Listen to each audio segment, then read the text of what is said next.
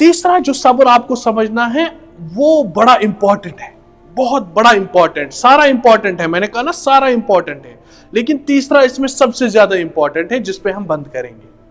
तीसरा है अस्सब्रु अलल मसाइब।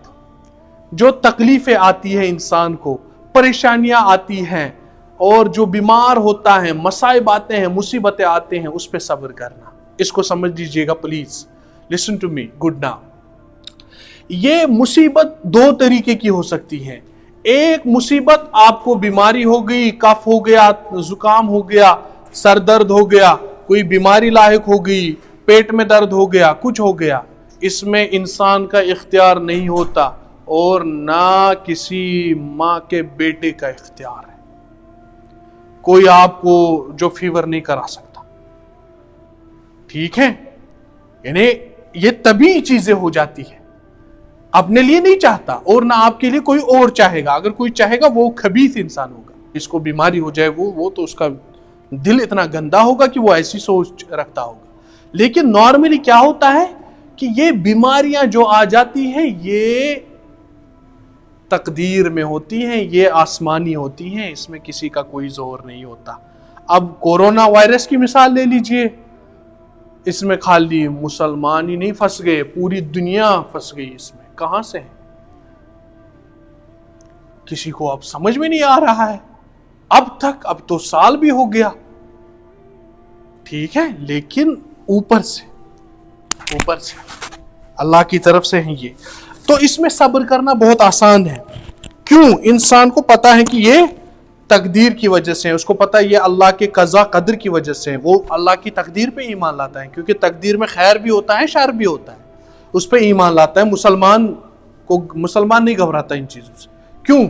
उसको पता है अल्लाह की आजमाइश है, अल्लाह की तरफ से, वो सब्र करता है, आसानी से इससे पास हो जाता है, इसको क्रॉस करता है।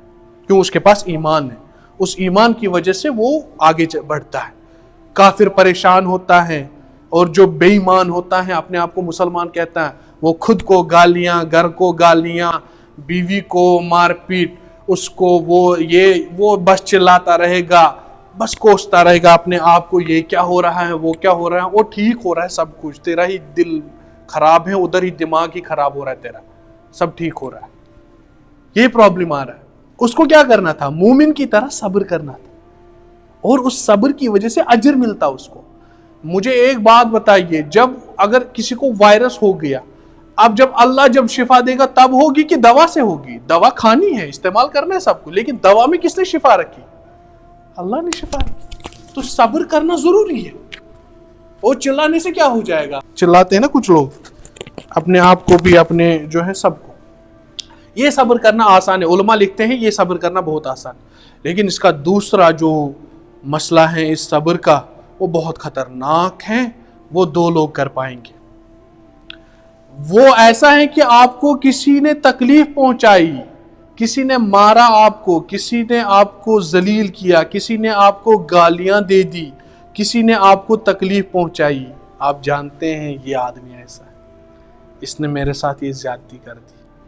इंसान की तबीयत अल्लाह ने ऐसी बनाई है, ये किसी की तकलीफ बर्दाश्त नहीं करती, ये इंतकाम पे उभारती है। इंसान की तबीयत अल्लाह ने ऐसी बनाई है, ये इंतकाम लेना चाहेगा इससे, इसने मुझे मारा मैं भी इसको मारा, इसने मुझे गाली दी मैं भी इसको गाली दूंगा, ये तबीयत हमारी ऐसी। लेकिन यहाँ पे सब्र करना बहुत ज्यादा मुश्किल है।